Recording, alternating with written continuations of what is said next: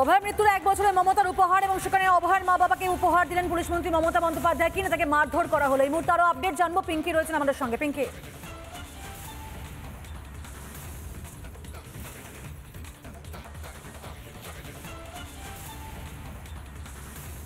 চোট লেগেছে এখানে, সেই জন্য এখানে কিছুটা রক্ত জমে আছে, ঘাড়ে ঘাড়ে ব্যথা আছে, সেখানে ফোলা অল্প আছে, কপালের ফোলাটা কমে গেছে কিন্তু পুরো লাল হয়ে আছে, জায়গাটা রক্ত জমে আছে, দেখলেই বোঝা যাচ্ছে।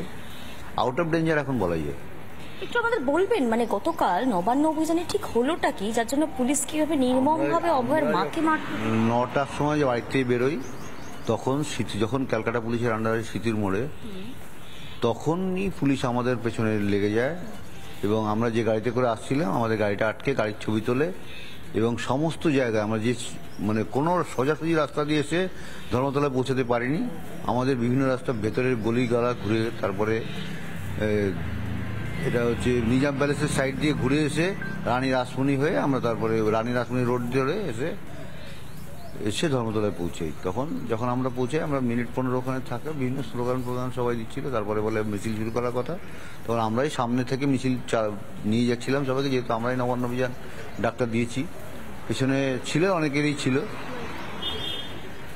বেশি লোক ছিল না, 40-45 জন আমাদের ওই মিছিলে ছিল, আমরা বেশি লোক নেইনি। তারপরে যখন আমরা এই এজেসি বোস রোডের ব্রিজের মুখটাতে আসি, ওখানে ব্যারিকেড করা ছিল। আমি তখন পুলিশকে সরাসরি বলি, যারা সামনের দিকে ছিল তাদের সঙ্গে তর্ক করেছে, আমি সবাইকে সরিয়ে দিয়ে বলি যে কী হয়েছে, আমি পুলিশের কথা বলছি। পুলিশের সঙ্গে আমরা কথা বলতে যাই, আমরা দুজনেই যাই কথা বলতে, এবং পুলিশ করে কী কারণে আমাদের আটকাচ্ছেন। পুলিশ হাইকোর্ট আমাদের বলে দিয়েছে শান্তিপূর্ণ আন্দোলন অবশ্যই করতে পারেন, সরকারি সম্পত্তি যেন নষ্ট না হয়। আপনারা তো প্ররোচনা দিচ্ছেন, কেন আপনারা ঝামেলা করছেন?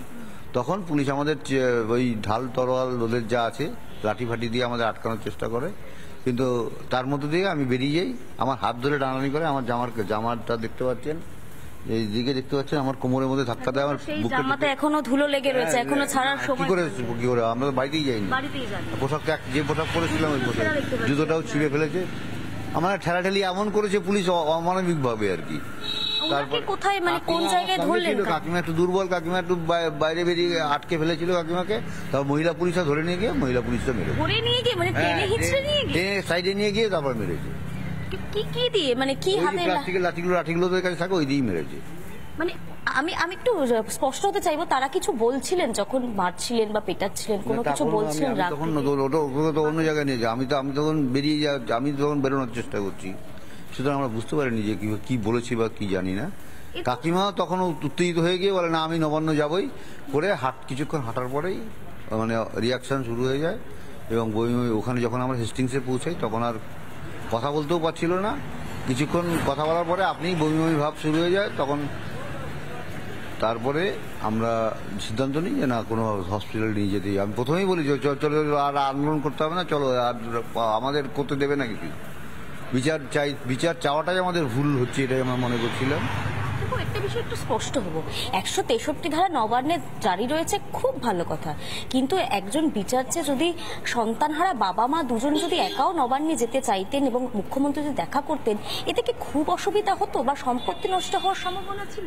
এই যে ঘটনা আমার মেয়ের সঙ্গে ঘটেছে, এই ঘটনা যদি তদন্ত ঠিক মতন হয়, ওই মুখ্যমন্ত্রী ওই নবান্নে থাকতে পারবেন না এবং নবান্ন থেকে না পালাতে বাধ্য হবেন, সেটা আমরা ভালো বুঝিয়ে গেছি। মুখ্যমন্ত্রী নিজে এবং তার দলের আমাদের লোকাল এমএলএ, কমিশনার এবং স্বাস্থ্য সচিব এর সঙ্গে সরাসরিভাবে যুক্ত। বিষয়টা কি এখানেই থেমে থাকলো নাকি বেসরকারি হাসপাতালে? এসে বিষয়টা যখন আমরা বেসরকারি হসপিটালে নিয়ে আসি, যিনি যখন নিউরোসার্জন ছিলেন বলছিলেন কমসে কম হয়তো 48 ঘন্টা রাখতে হতে পারে হসপিটালে, ওনাকে অবজারভেশন রাখতেই হবে, ওনাকে 2 দিন ট্রিটমেন্টে রাখতে হবে। আমরা বলি ঠিক আছে, যদি সমস্যা হয় রাখতেই হবে এখন তো। কিন্তু আমি বলেছিলাম কিন্তু এমন একটা ঘর দেবেন যাতে আমিও থাকতে পারি, কারণ ওকে একা রেখে আমি বাড়িতে যাবো না। তখন উনি বলেছিলেন ঠিক আছে ব্যবস্থা করে দিচ্ছি, এই বিল্ডিং হবে না, অন্য একটা অন্য বিল্ডিংয়ে আমি ব্যবস্থা করে দিচ্ছি। কিন্তু পরবর্তীকালে হসপিটাল কর্তৃপক্ষ সে আমাদের সঙ্গে সহযোগিতা করেনি, ভর্তি নেয়নি। এরা বলছে আমাদের উপর থেকে চাপ আছে এবং কালকে থেকে একটা পুলিশের গাড়ি এবং কয়েকজন পুলিশ, কলকাতা পুলিশ কালকে থেকে প্রেজেন্টলি এখানে, তখন আমরা যখন এসেছি তখন থেকে এই হসপিটালের মধ্যে বসে আছে। আমি এবং সরাসরি পুলিশকে গিয়ে জিজ্ঞাসা করি যে আপনি কি ব্যাপারে বসে আছেন, বলে আমাদের উপর থেকে ইয়ে আছে, অর্ডার আছে, তাই বসে আছি। আমি কি ডিউটি করছেন আপনারা?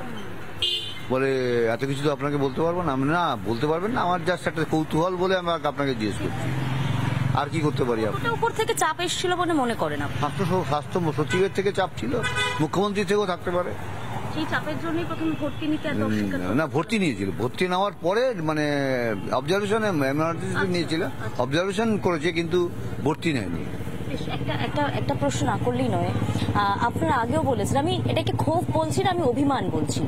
অভিমান এই কারণেই, কারণ আপনি কংগ্রেস, সিপিএম থেকে শুরু করে এসইউসিআই সবার দরজায় কড়া নাড়লেন, কিন্তু কালকের আসলে কি প্রত্যেকে পা মেলালেন? আসলে কি সকলে হাজিরা দিলেন? কিছু সিপিএম এর লোককে আমি দেখতে পেয়েছি, এসইউসিআই সিপিএম যারা করে তারা তো সবাইকে চিনি না, সিনিয়র ডাক্তাররাও অনেকে ছিলেন এবং আমাদের সঙ্গে ওই আমরা যে হেঁটে ছিলাম তখনও সিনিয়র ডাক্তার কয়েকজন আমাদের সঙ্গে হেঁটে হেঁটে শেষ দিক পর্যন্ত গেছিলেন। বোঝা যাচ্ছে যে অনেকগুলি অভিযোগ, যেখানে মেয়ের জন্য বিচার চাইতে যারা গিয়েছেন অভিযান করতে শান্তিপূর্ণভাবে, অনুমতি ছিল হাইকোর্টেরও, সেখানে এভাবে মার খেতে হলো, মেয়ে এখনো বিচার পেল না এবং অন্যদিকে অত্যাচার সহ্য করতে হলো তার অসহায় বাবা মাকে। এভাবেই মমতার পুলিশ তাদের ওপর গতকাল দাপট দেখালো। বিকাশ রঞ্জন ভট্টাচার্য কি জানিয়েছেন এই নিয়ে শুনবো। অত্যন্ত দুঃখে, আমি তো বলেছি অত্যন্ত দুঃখে, অত্যন্ত লজ্জা। কিন্তু আমি একটা প্রশ্ন ইতিমধ্যে আমার মিডিয়াতে করেছি, অভয়ার বাবা তারা মানসিকভাবে দুর্বল, তারা ভাবাবেগ দ্বারা তাড়িত, বিজেপি তাদের দল বেঁধে নিয়ে গেলেন, বিজেপি কেন সুরক্ষা বলয় তৈরি করতে পারলেন না? কি করে অভয়ার মায়ের মাথায় লাঠি পড়ল? এটা পুলিশের যেমন দায়িত্ব, তেমন যারা সংগঠন করছেন তাদেরও একটা দায়িত্ব ছিল, যখন পুলিশ এরকম দুর্বিনীত আচরণ করছে, যে এদের আমরা নিরাপত্তার ব্যাপারটাকে নিশ্চিত করি। এটা প্রশ্ন আছে, আগামী দিনে সত্য প্রকাশিত হবে। নানা ধরনের কন্টেন্ট দেখার জন্য লাইক করুন, শেয়ার করুন আমাদের ফেসবুক পেজ, সাবস্ক্রাইব করুন আমাদের ইউটিউব চ্যানেল। পাশাপাশি অন্যান্য ব্রেকিং নিউজের জন্য অবশ্যই চোখ রাখুন রিপাবলিক বাংলায়।